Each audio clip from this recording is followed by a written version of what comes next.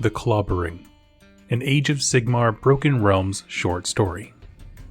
Balrog rolled his head from side to side with a series of loud cracks, shook out his arms, and gave a few practiced swings of his beloved spiky mace. The tribe had gathered around the two of them, hollering and hooting, like walled apes after a kill. Only the shaman was quiet, staring balefully right at him from behind a mask of blue woad paint. His challenger, Graka the Spear, was springing up and down in the mud on his long, nasty clawed feet. He was taller than Balrog, rangy in the arms, all gristle and sinew, and with no good eating on him. Probably weighed about half as much as him too, especially with the basher armor covering Balrog's body from head to toe. But his opponent was younger, full of fire and confidence, and he had a mad, toothy grin that Balrog didn't like one bit. Maybe this one would slip his jagged spear blade through a gap in his armor and end it all. Or maybe not. The spiky plate armor had saved his life more than once. Its metal had a strange blue tint to it, and the rest of the tribe said it was lucky. Maybe even blessed by Gorka Morka. Carting it around every day, Balrog didn't feel so blessed. It weighed an absolute ton and made every one of his muscles ache, especially his bad knee. And that was to say nothing of the pounding headache that was now resonating, thump, thump, thump, in the back of his mind. Too much squig brew the night before, perhaps. Or maybe he was just getting old. The lanky git came for him, spear outstretched. Balrog snorted in contempt as he parried. He went in to snap the polearm in half, but the spear looped around, avoiding his crushing mace as quick as a snake. The tip shot out and struck him in the gap between the chest plate and his big-jawed mask. Took a chunk of his throat, too. He felt blood trickle into the pit of his collarbone. If Balrog hadn't twisted at the last minute, it would have gone right through him. Let the youth get a few hits in. Let them get overconfident. Then the mace would do its work. Another thrust from the spear. Too fast. This one clanged off his helm, making his ears ring. The crowd hollered and cowed. Balrog muscled forward, knee aching in protest, and then swung his mace out with a roar of outrage.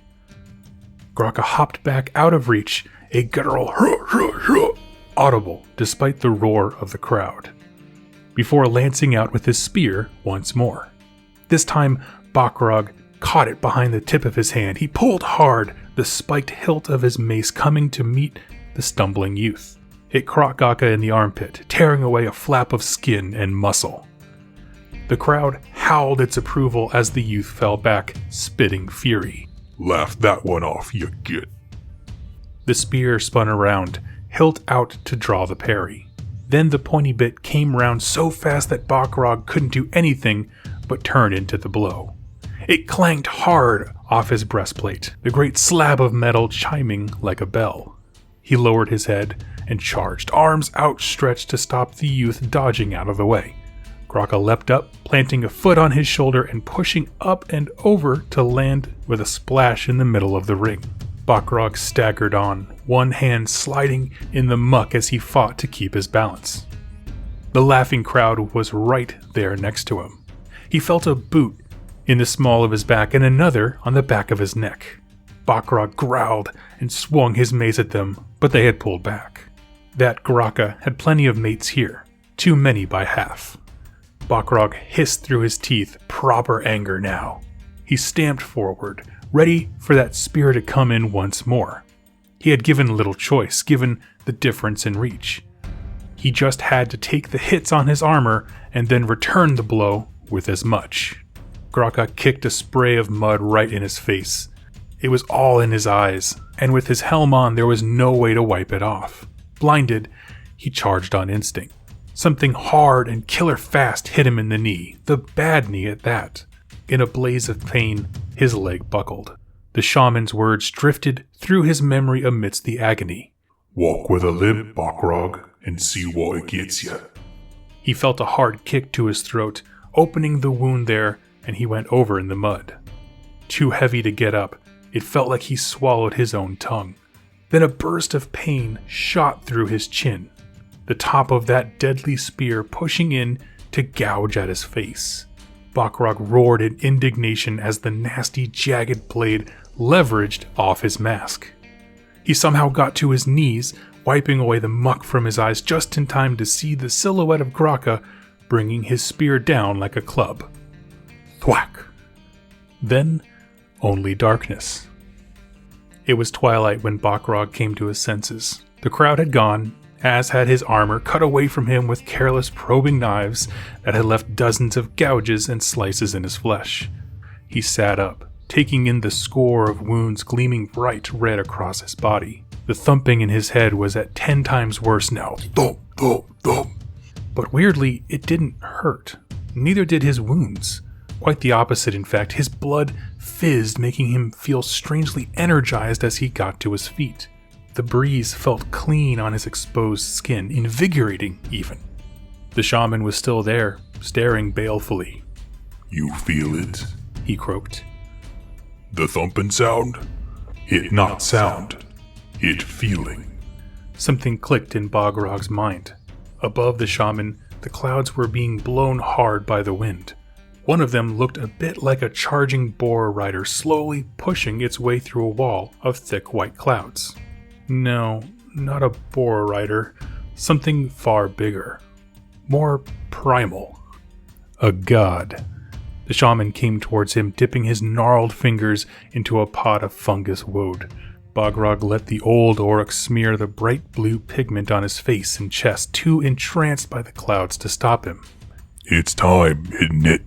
Said Bokrog. It is. He's coming, isn't he?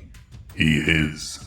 Better get going then. Bokrog shucked off the last of his armor straps, picked up a decent-sized bone from the detritus of the edge of the camp, and set off towards the thumping sound in his head. His knee didn't hurt for once. He felt ready. Better had, said the shaman absently, staring up at the clouds. Alright friends, so this is our first coverage of the Broken Realms short stories. And so what does this story have for us? Well, of course, we open up on a fight scene between the main Orruk character, Bokrog, as well as his challenger, Graka the Spear. And what we're seeing here is a pretty typical challenge for power. Someone younger has to challenge someone older, and basically in the fight makes right mentality of the Orruks, doesn't matter what kind of Orruk you are, that's when you start to get sort of the different levels of power and control and authority. You have to challenge the person above you, beat them in combat, and then now you take their rank. And all that's pretty straightforward, of course, yeah, that makes perfect sense, but it's the ending of this story that I think is truly interesting. Now, we're seeing two things here. One, there's this vision in the sky of, something that is like a boar smashing through a wall, but it's bigger than that. He calls it a god. That's such an interesting thing. We'll put a pin in that. But then secondly, this thumping that he hears inside of his head. He really almost seems to be going through the transition of a normal Orruk becoming a bone splitter. Okay, so you have normal Orruks, you have Iron Jaws, and Bone Splitters, which are this totally new breed, where they have this infusion of religious mania and they can't get this war fever out of their head, which is what the thumping is. It's the sound of a war drum constantly in their minds. And while that's been, kind of spoken about in terms of the battle tome says hey, sometimes Orruks just go crazy and they just hear thumping. This is a situation where we actually get to see how it's building up. At first he thinks it's a headache, and then when he fully loses himself, gets knocked out cold, that's when all of a sudden it truly takes over. His armor is gone. He's stripped away of everything that made him what he was before. He's now armorless, but he's now free mentally to go headlong into Gorgamorka, which is, of course, probably the god that he's having visions of.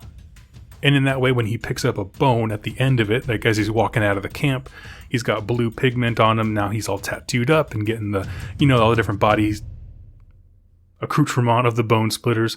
I just think it's a wonderful story. Now, what does this actually mean for Age of Sigmar, the grand narrative? Well, it's just one little snippet in things to come, but the truth is I really do hope it signifies that Destruction is going to make some major plays during the Broken Realms series. Ideally, to me, I would love a Broken Realms Gordrakk. They have set up Gordrakk with all the different battle tomes to be like the galvanizing force for the armies of destruction. That he is like the herald of this big war coming, and I just absolutely love that title.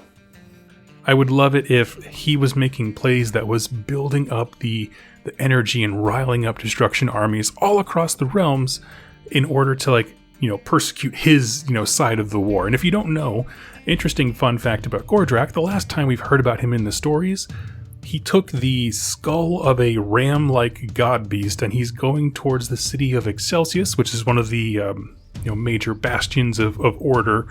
It's where the Knights Excelsior are from, and he wants to basically smash their gate down and wreck that entire major city, which would be a huge campaign, and I would love to see that. So I think what we could be seeing in one, alternate reality is him pulling all of the orcs to him, like Gorka Morka's putting out signs of pulling these warriors to his chosen leader, Gordrakk.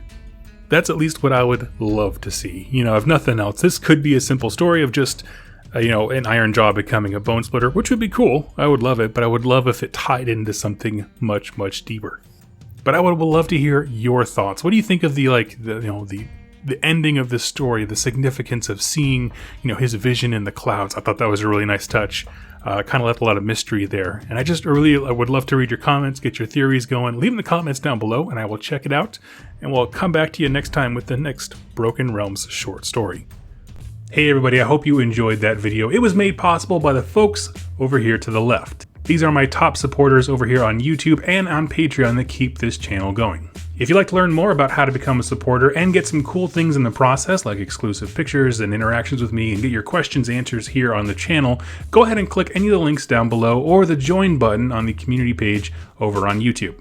Regardless of your choice, I wanted to thank you so much for joining me with this video, and I look forward to seeing you in my next one. Happy wargaming.